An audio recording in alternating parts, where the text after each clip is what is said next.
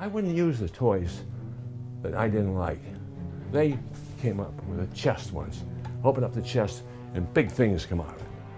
I said, you show that to a kid, gonna end up at night screaming. You can't do that. Somebody said, well, we got this new toy and we want to feature it in one of the upcoming scripts. And the toy was kind of like a catapult, and it had a big ball on the end of it. And they said, and we call it the Ball Buster. Now, I thought Lou Scheimer was going to go Skeletor on them. Lou said, we will put the toy in the show, but there's no way in hell that we are going to call it the Ball Buster. Mattel was constantly sending over new designs. And after a while, we wondered if those guys were high or something, because they just would send these strange characters. Like, they took the He-Man doll and they put a metal elephant's head on it. Then they had the guy with the two big maces for hands, and we're like, are those guys like smoking something over there? It's some really weird stuff coming from them. A toy company always says, we consider this a 30-minute toy commercial. And I would say, I don't consider it a 30-minute toy commercial. I consider it a 30-minute story that I'm telling. And when your toy goes on the screen and comes to life, it's no longer a toy, it's now a person.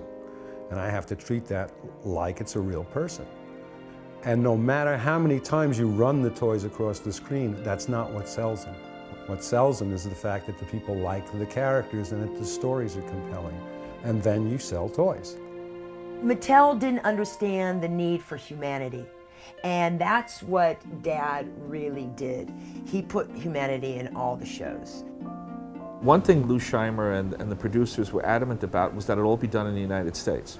And Lou is beloved in Hollywood animation for that. The people who went overseas fucked us. Because what they did is they turned around and they got stuff done fast and cheap. Lou Scheimer was always very proud of the fact that he was able to keep production in America.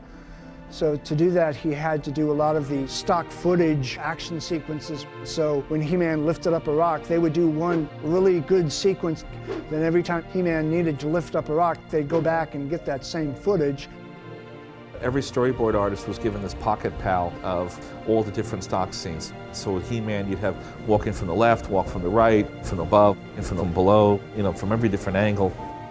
The standing mandate we were given in the story department was 35% of every show had to be reuse, had to be from other materials.